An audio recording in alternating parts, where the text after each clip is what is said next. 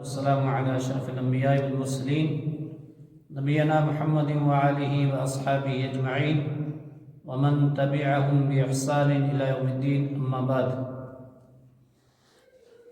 أعوذ بالله من الشيطان الرجيم بسم الله الرحمن الرحيم وإذا علم من آياتنا شيئا اتخذها هزوا أولئك لهم عذاب مهين من ورائهم جهنم ولا يغني عنهم ما كسبوا شيئا ولا ما اتخذوا من دون الله أولياء ولهم عذاب عظيم۔ یہ سورہ جاثیہ کی آیت نمبر 8، 9، 10 ہیں۔ کل کے درس میں آپ نے سنا تھا کہ اللہ کی کتاب کے علاوہ، نبی اکرم صلی اللہ علیہ وسلم کے فرامین کے علاوہ کس کی بات اچھی ہو سکتی ہے؟ آپ اللہ کی آیات اور ان کی نشانیوں کو چھوڑ کر کے کن آیتوں اور کن نشانیوں کو مانو گے؟ اور پھر اس کے بعد فرمایا کہ بے شمار لوگ ایسے ہوتے ہیں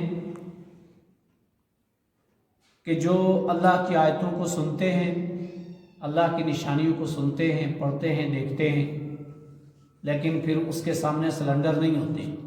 ثم یصر مستکبرا، اپنے تکبر میں، اپنے ہی طور طریقوں میں ویسے ہی رہتے ہیں۔ تو ایسے لوگ ایسے ہیں گویا کہ انہوں نے سنا ہی نہیں، گویا کہ انہوں نے پڑھا ہی نہیں۔ اب بولو کتنے لوگ ہیں قرآن کی تلاوت کرتے ہیں، اب پتہ چلا کہ جس صفحے کی، جس رکوع کی، جن آیتوں کی صبح فجر بعد تلاوت کی اور ان کے مطابق دل میں عمل نہ کیا تو پڑھا ان پڑھا کر دیا، سنا ان سنا کر دیا اگر عمل نہ کیا۔ پھر اس کے تعلق سے آپ نے سنا کہ اللہ تعالیٰ نے سخت سزا کی بشارت سنائی کہ ایسے لوگوں کے لیے سخت سزا ہے۔ اسی کا سلسلہ اگلی آیت، آیت نمبر 8 بھی ہے، وَإِذَا عَلِمَ مِنْ آيَاتِنَا، کہ جب کبھی ان لوگوں کو ہماری آیت کا علم ہو جاتا ہے، ہماری آیت کو جان لیتے ہیں، تو بجائے اس کے کہ عمل لانا چاہیے، عمل کرنا چاہیے، تو کرتے کیا ہیں؟ شَيْئًا اتَّخَذَهَا هُزُوًا، اتَّخَذَهَا هُزُوًا، اس کے ساتھ مذاق کرتے ہیں، اس آیت کو مذاق میں لے لیتے ہیں، اللہ کی اس نشانی کو مذاق میں لے لیتے ہیں۔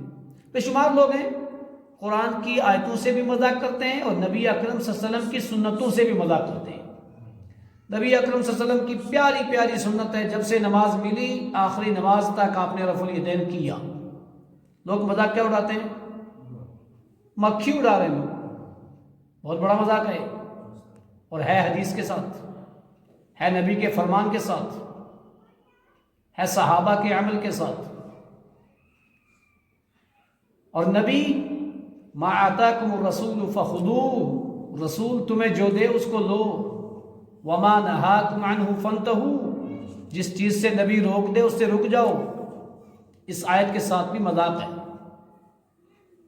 لَقَدْ كَانَ لَكُمْ فِي رَسُولِ اللَّهِ أُسْوَةٌ حَسَنَةٌ، اللہ کے نبی تمہارے لیے اسوہ ہے، نمونہ ہے۔ آپ کا نمونہ، آپ کا سامبل، آپ کا اسوہ نماز کے لیے کیا ہے؟ ہمیشہ رفع الیدین کا۔ تو یہ جملہ کہہ کر کے مذاق کس کا ہے؟ قرآن مجید کی اس آیت کا، احادیث رسول کا۔ ایک بات، ورنہ کئی ساری ایسی مثالیں ملیں گی کہ لوگ کیا کر لیتے ہیں؟ اس کا مذاق اڑا لیتے ہیں۔ ایسے بے شمار کافر بھی ہیں جو قرآن کی کسی آیت کو جانتے ہیں تو اس کا مذاق اڑاتے ہیں۔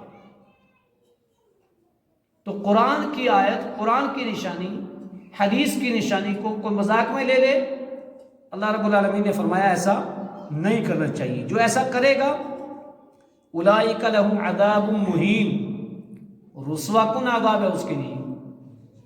اس لیے اللہ کے بندو، کوئی رسول کا حوالہ دے، رسول کی حدیث سنائے تو بہت جلدی سے اس کا انکار کبھی مت کرنا، اس کو چیک کرنا، دیکھنا، اگر وہ رسول کی ہے تو لے لینا، اور اگر وہ رسول کی نہیں ہے، ایسے ہی میں بول رہا ہوں یا کوئی اور بول رہا ہے تو ردی کی ٹوکری میں پھینک دینا، کسی کام کی نہیں۔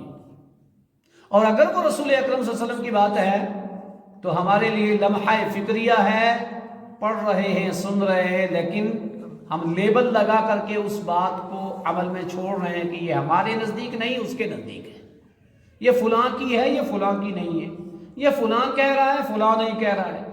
اللہ کی بندو، قرآن اور حدیث کی بات ہر ایک انسان اور خصوصاً ہر مسلمان کو ماننا چاہیے۔ ایک کافر اللہ کی آیتوں کے ساتھ مذاق کرے تو بات سمجھ میں آتی ہے کہ وہ تو کافر ہے، مانتا ہی نہیں، ایمان ہی نہیں اس کا۔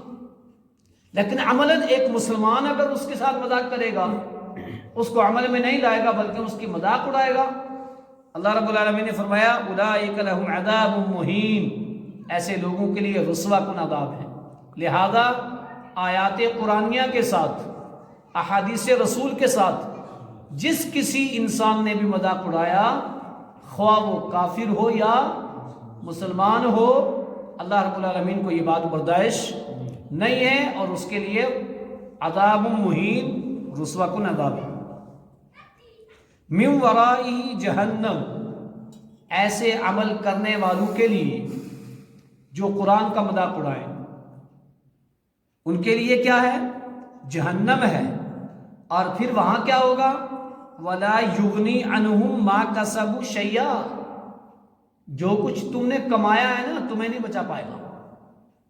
وَلَا يُغْنِي، نہیں بے نیاز کرے گا، مَا كَسَبُوا شَيْئًا، جو کچھ تم نے کمایا کچھ بھی، کچھ نہیں نفع دے گا۔ تم کتنے کروڑ پتی ہو، کتنے لکھ پتی ہو، کتنے جائیداد والے ہو، کتنے جاؤ حشمت والے ہو، کتنے بڑے تمہارے ٹائٹل اور نام ہو، کچھ نہیں ہوگا۔ اور جن کے بارے میں تمہیں سہارا ہے نا کہ میرے فلاں بزرگ، میرے فلاں بڑے، میرے فلاں پیر اور فلاں مرشد، فرمایا وَلَا مَتَّخَذُوا مِن دُونِ اللَّهِ أَوْلِيَاءَ، اللہ کے علاوہ تمہیں کوئی وہاں ولی، کوئی بچانے والا پھر نظر بھی نہیں آئے گا۔ وَلَا مَتَّخَذُوا، نہیں بچائے گا تمہیں، من دون اللہ، اللہ کے علاوہ اولیاء، کوئی کارساز، تمہیں کوئی کارساز بھی وہاں نظر نہیں آئے گا، تمہیں کوئی بچانے والا بھی وہاں نظر نہیں آئے گا، تمہاری دولت بھی تمہیں کام نہیں آئے گی۔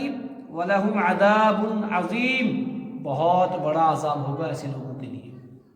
اب یہ قرآن کی آیتیں ہر انسان کو پکار پکار کے کہہ رہی ہیں، آؤ قرآن کے ساتھ مذاق مت کرو، آؤ نبی کی حدیثوں کے ساتھ مذاق مت کرو، اور خصوصاً اے مسلمان تو مذاق مت کر، اس لیے کہ تو نے رب کا کلمہ پڑھا ہے، نبی کا کلمہ پڑھا ہے، تو قرآن و حدیث کا ماننے والا ہے، تو حاملین کتاب ہے، تو نے اس کو مانا ہے، اس پر ایمان لایا ہے، تو اس کی تلاوت کرتا ہے، تو نے اس کو گھر میں رکھا ہوا ہے، تو خاص طور سے اس کا مذاق نہ اڑا۔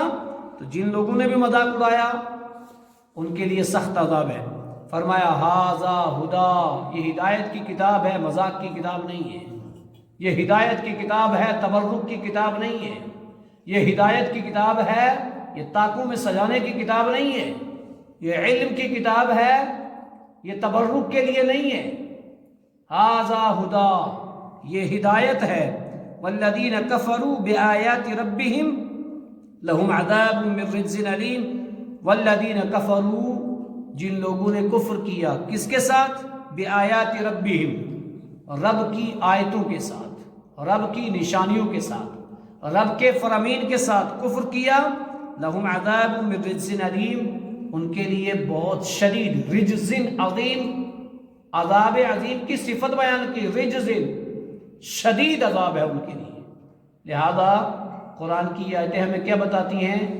جس طریقے سے ہم ان کو گھروں میں اونچی جگہ میں محفوظ رکھتے ہیں، اس کی طرف پیٹھ نہیں کرتے، اس کو اچھے غلاف میں رکھتے ہیں، اس پر دھول پڑ جائے تو صاف کرتے ہیں، بعینہ ہی اس کے اندر جو تعلیمات ہے اس پر عمل کریں، اس پر عمل ہوگا تب جا کر کے فائدہ ہے۔ اگر ہم نے اس قرآن پر عمل نہ کیا بلکہ تعصب کی عینکیں لگا کر کے اس کے ساتھ مذاق کیا تو کہا دردناک عذاب ہے۔ اللہ تعالیٰ ہر ایک انسان کو قرآن و حدیث کے ساتھ مذاق کرنے سے بچائے، اور خصوصاً ہر مسلمان کو بچائے۔ ربنا تقبل منا